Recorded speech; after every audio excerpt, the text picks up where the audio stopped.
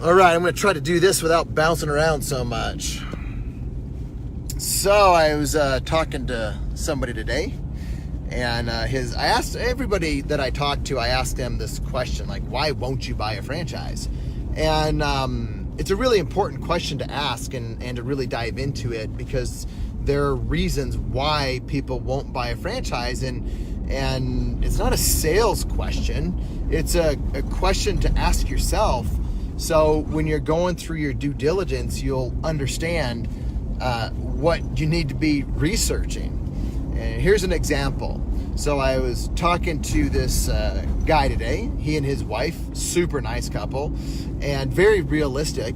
And we were comparing and contrasting with another business that they currently have. And it's always nice to do a little compare and contrast on what they like and what they don't like about it, because any business is you're going to have things that you do and do not like about it, and so they learned some things over the years of having this other business, and just like I have, 6 different brands over about 15 years, there's a lot of things that I've learned, and so I know the questions to ask them to draw out the things that we need to draw out to understand what they really want in this next chapter.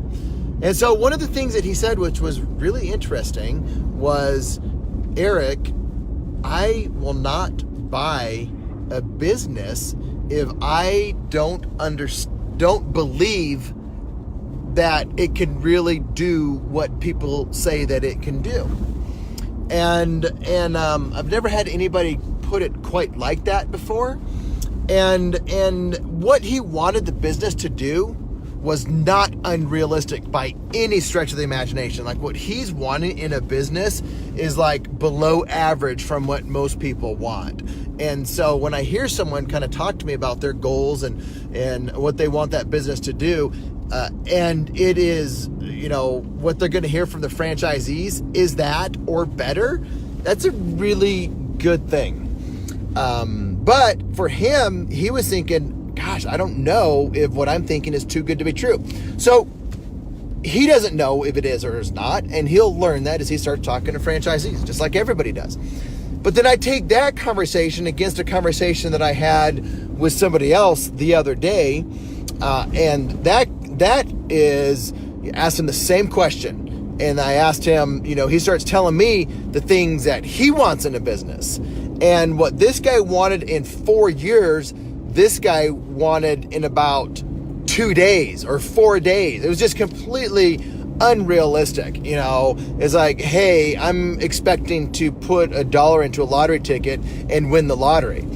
So his expectations are completely out of whack, and I don't work with people like that for very long, because they quickly realize their expectation of putting money and starting a business is a dream, and it will not happen.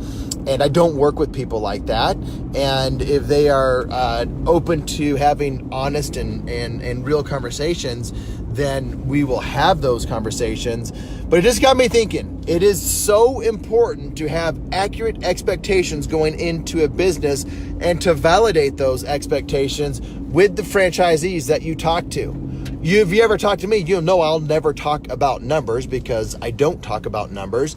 But if you talk to the franchisees, you know that they can talk about how they're doing, and they can be open about stuff that I can't be open about, and the franchise salespeople can't be open about. That's where you're going to get your accurate expectations on what you should have as you build your pro forma and get into the business.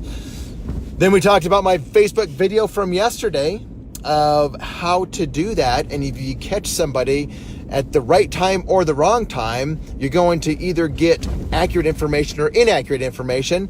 And even then, it's not about whether it's accurate or inaccurate. It's about whether you know that or not. That's the important piece to that, is if you know where that information or where the data is coming from, if you know that, you can quickly identify how much weight you put into that versus other conversations that you've had. So that's it today. So I hope some of you found that helpful. If you ever want to talk to me, go to talkwitheric.com.